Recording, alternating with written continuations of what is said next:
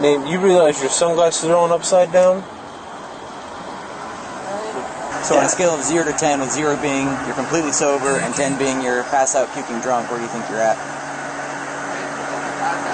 Hillary, did you call 911? Yes. Law and Crime is where we found this. They have a specific channel just for body cam. So Law and Crime body cam is where we found this. They've got some pretty cool stuff. First time we've used it, but it won't be the last. So check them out. This incident takes place in Marysville, Ohio on August 5th, 2023. At around 5:30 p.m., Officer Connor Jones of the Marysville Police Department enters a drive-through convenience store and notices the driver in front of him arguing with the store employee before driving off. Officer Jones puts his overhead lights on and pulls the vehicle over a few minutes down the road. Hey, ma'am. Hi. Officer Jones here. So the attendant at the drive-through was concerned about your well-being. He thought you might be impaired or under the influence of something. No, I don't understand. So. You don't understand what? Well, why? I'm told that. So. Yes. Name, you realize your sunglasses are on upside down? Really? Yeah, they're upside down. Okay. Look at me real fast. Whoa. Okay. Have you consumed any sort of alcohol? No, I've been home at my son, you know. Okay, so no alcohol tonight. No. Okay. Any sort of narcotic? No. No? We do any sort of narcotics? No. No? Do you have your ID on you, ma'am? The driver, 40-year-old Hillary Hutchinson, rummages through an empty plastic bag, likely from the convenience store, for her ID. After that search turns up fruitless, Officer Jones has Hillary exit her vehicle for a series of field sobriety tests. I believe that you consume alcohol. Smell that. There's the odor of an alcoholic beverage coming from your person. All right. So, there we go. Have you go through these tests, all right? Oh, comes a chubby partner. It's my pen only, with your eyes and your eyes only, all right? There we go. Look at the pen. Look at the pen. I need you to look at my pen and my pen only. Follow with your eyes, all right? Don't move your head. In the police world, this is called a horizontal gaze nystagmus test. Sure. Officers will move around a pen, finger, or flashlight in order to detect twitching or jerking of the eyeball, commonly seen in people under the influence of drugs or alcohol. So the first test that they administer to this drunk lady is HGN, horizontal gaze nystagmus. I've been an HGN instructor since like 2005. So it's a topic I could talk about. A normal pupil, as it moves from left to right, moves smooth.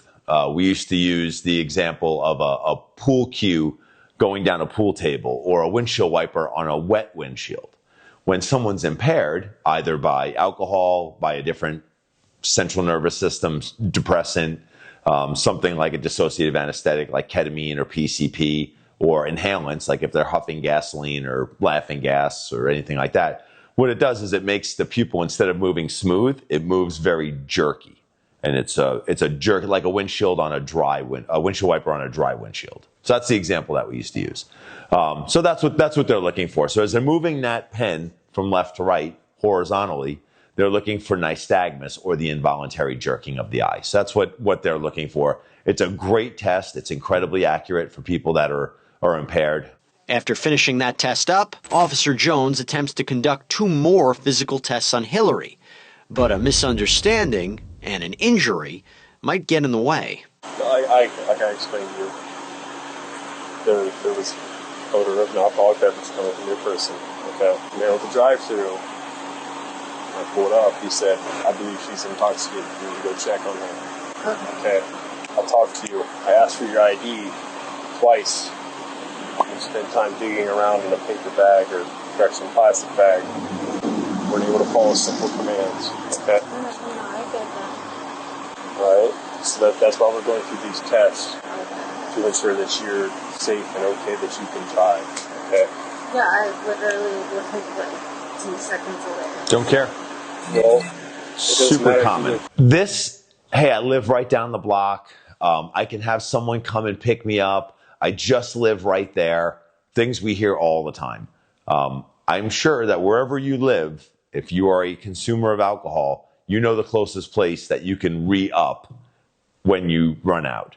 And once you're impaired and your judgment goes out the window of, hey, I probably shouldn't drive because I've been drinking, you already know where you're going. And typically it's somewhere pretty close to your house. So very common that we arrest people just within a couple miles of their house. And very often hear this same, well, hey, I live right there. Hey, I can walk from here. All of these drunk-minded ploys that make that person think they're going to get out of it. 2 seconds away or 2 miles away. My job is to keep everybody else and you safe. So, last night, do you think you'll be able to do this test, or do your hip replacements prevent you from walking in a straight line? No, they're absolutely, can prove that. What's going to... Under arrest. I have hip replacements. Yeah, I get that. But will they prevent you from walking in a straight line? Probably, yeah. Okay. Would your hip replacements prevent you from standing on 1 foot for 30 seconds? Okay. I don't know. Will you come stay with her? Can I talk to you? Yeah. As Officer Jones and responding Officer Casey Kidwell walk away from the suspect, Officer David Griswold, also on scene, tries to get a better understanding of the driver's state of mind. Ma'am, have you been drinking today? Not at all? Why do you have an alcoholic beverage on your seat then? Let's backtrack for a moment. Before Officer Griswold approached Hillary, he inspected her car upon arrival. In the passenger seat, he spotted a container, a spiked punch with over 11% alcohol content. I have drank, but Okay. So did you have like 2 of those today, or 3 of them, or how many of those today have you had? I don't know, 2. You had 2 of those today? What time? Yeah, I'm not gonna lie, so. No, you're fine. What time did you start drinking? Probably like 11 this morning. 11 this morning? Okay. Do you know what time it is now? No. If you had to guess, what time do you think it is? 11 o'clock. 11 o'clock a.m., p.m.? Yeah, Which one? a.m. You think it's 11 o'clock a.m.? Okay. What if I told you it was 5:30 p.m.? I've been over with my mom, so I don't know. Gotcha, okay. Okay. All right. So you said you started drinking those at what time? Like 11? Started drinking around 11? For 6 hours? So on a scale of 0 to 10, with 0 being you're completely sober and 10 being you're passed out puking drunk, where do you think you're at? Like an 11? So like 0 is you're sober and 10 is you're puking, pass out drunk. No, I've been home, so. Oh, I'm just saying, right now, where do you think you're at on that scale? From 0 to 10? Like an 11? Okay. Okay. After Hillary rates herself a whopping 11 on the drunk scale, Officer Griswold attempts to test her knowledge of the alphabet. So where you live doesn't really affect whether or not you're able to drive. Yeah. Okay. Yeah, no, I get that. Super common drunk logic. Yes. Okay, are you comfortable with the alphabet? So you know the alphabet pretty well? Yeah. Okay. So if I asked you to start with the letter F and end at the letter T, would you be able to do that? Okay. So without singing or anything, if you could start F to T. I like it. all the way through the alphabet to the letter T for me. Can you do that for me? From like F. So start with the letter F. So skip the letters before that and just start with the letter F and go to the letter T. G. I guess I could do it. But Okay. I don't understand why it's like a huge problem. Because our concern is that you may be intoxicated. No, I get that. I get Okay. that. Like my dad was a police officer, Okay. so I'm under, you know. So this is just another way that we can evaluate whether you're good to drive or not, okay? Right. No, I live literally around. Gotcha, okay.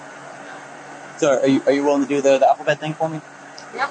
So start with the letter F and end at the letter T. Okay, so F L N T P. Whoa. That's not even close to the alphabet. Yeah, so if you can start with the letter F and go to the letter T in the alphabet. Yeah, T Q Q-U-R-S. Okay. Nailed it. Now on to numbers. Yes. All right. So are you pretty good with numbers and counting? Yeah. Okay. So if I ask you to start with the number 72 and count backwards to the number 51, would you be able to do that? So count backwards from 72 to 51. Could you try that for me?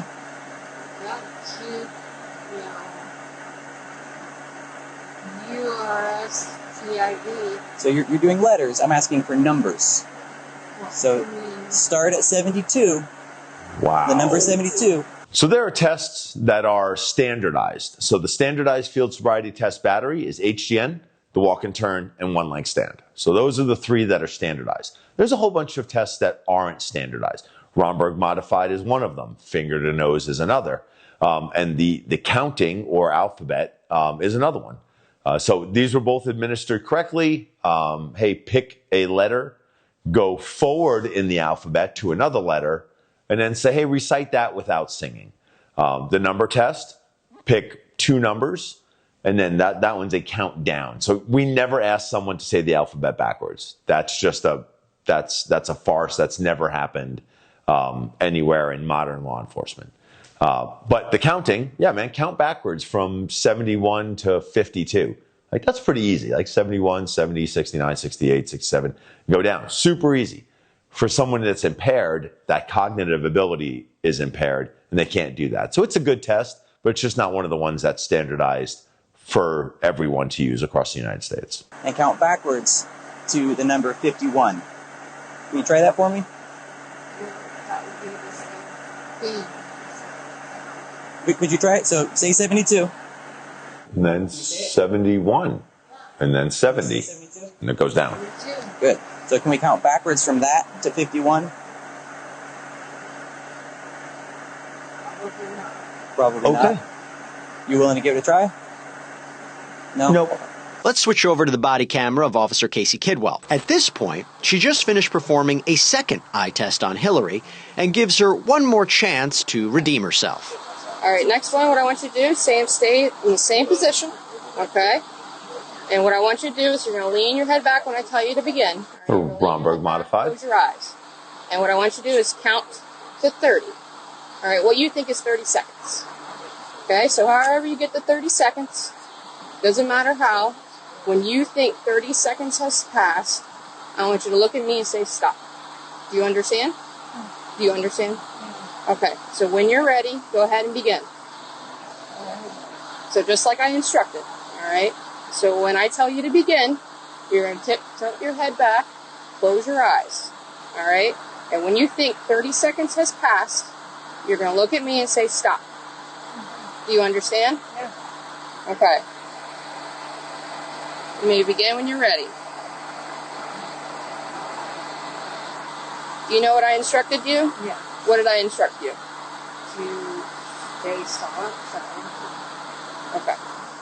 Right, that's not what I said. What I said was, Use stop when I think I'm okay. So. okay, that's not what I said. I said when I Not say even close. begin, tilt your head back, close your eyes, and when you think 30 seconds has passed, you tell me to stop.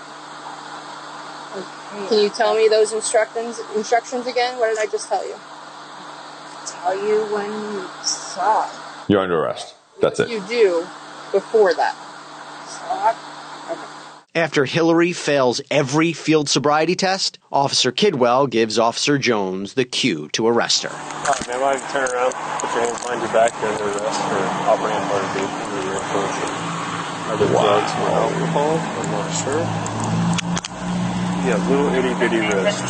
Officer Jones proceeds to handcuff Hillary and load her into the back of his squad car. Officer Jones then walks back over to Officer Griswold as he conducts an in-depth search of Hillary's vehicle. Despite looking for her phone and ID, here's what the officers found instead. Is there even a phone in here? She grabbed the TV remotes before she left the house. Her mouth is blue. Well, it's probably these things. She told me she had 2 of those and that she started drinking at 11 and she thought it was 11 right now. She thinks she's 23 She's too. off by 6.5. She's certainly not 23. I was at the drive-thru getting a can of The dip. Buckeye drive-thru? Yeah. Hey, kid, well, if you want to get urine in addition to the breath, because I don't know what the breath is going to show, but I think it's more than alcohol. I think so too. Your breath and urine just to get it. Yep. Oh, who does The urine? officers had- Let me start this out by saying urine is not my favorite. I think that's a pretty good coverall, especially other people's urine. So we don't use urine as a test. Urine only gets a byproduct. So after your body's metabolized whatever drug it is, it excretes everything else, and that's kind of what you get with urine. We use blood. It's the industry standard here in the state of Arizona. So we use breath, blood, other bodily fluid. We could use oral fluid. There's some instruments that could test oral fluid for the presence of some drugs. That is a science that is continuously developing. It's getting more accurate. So some agencies have that. It's not exactly the standard. Right now for here, standard is blood. For alcohol, standard is breath and blood. So urine, not at all for alcohol, and not at all ever for an option for me. Back to the station with Hillary and waste no time conducting a breathalyzer test. As the test processed, Hillary was placed in a holding cell and Officer Griswold gave her the shocking results. So, Hillary, the legal limit is 0.08. Yep. Okay, you blew a 0.34. Whoa! 0.34 is high. If you think of like 0.08, then go to the next one is 0.16. Go to the next one, it's 0.24, and then go to the next one, you're at a 0.32, and then there's where this lady is at a 0.34. So you are more than 4 times the legal presumptive limit. It's really high. I don't think that I can remember I've ever stopped someone driving in the 3s. I've had them in the 3s as a result of a collision where they kind of stop themselves from driving. And then we've drawn blood typically out of the hospital and then get those results. But you don't see very many people driving at anywhere over 0.3. That means you're a professional drinker. Like you're not just an occasional drinker and get up to a 0.3 and then drive around. That's more than 4 times more intoxicated than you can be legally driving. Right? And honestly, I'm surprised you're still here. All right. Hillary was picked up from the station by family members and driven home. But later that night, Officer Jones and Officer Griswold respond to her home after she calls 911 over what happened just a few hours ago. I don't want to be like this person. Like, Well, the first step is admitting that there's an issue, right? So, and if we're at that point, that's a good step. That's a good first step. If she was arrested, let's say at 5 p.m., and it's 9 p.m., her blood's only come down like I don't know, 0.05, 0.06, 0.07, somewhere in there, depending on how she metabolizes alcohol. So she's still in the 0.2 level when she calls the police at 9 o'clock at night to say, hey, maybe I shouldn't drink so much. So kind of interesting that she called the same cops that arrested her back to her house just to say, hey, I'm sorry that I drink a lot. But good for her that if she got on that road and started fighting that demon, I wish her best of luck. Have you seen the movie What About Bob? yeah. Yeah, so baby steps, okay? That's what we need to take as baby steps. So the first baby step is going to bed and trying to sleep it off. Second baby step is contacting Lighthouse on Monday, okay? Okay. All right. Does that sound like a plan? Yeah. All right. Well, Thank you. best of luck. Call us if you need anything, okay? Do you need help getting your pups in the house? No. All right. They're gonna be. We'll All right. get out quick so they don't run up the gate. Thank you. Yeah. Can you imagine living that close to a train every day? Atkinson pleaded guilty to a charge of operating a vehicle while impaired. Aside from fines, a judge ordered her to spend 3 days in jail and 3 days on house arrest, in addition to completing a driver's intervention program, a drug and alcohol evaluation, and substance abuse counseling for 3 years.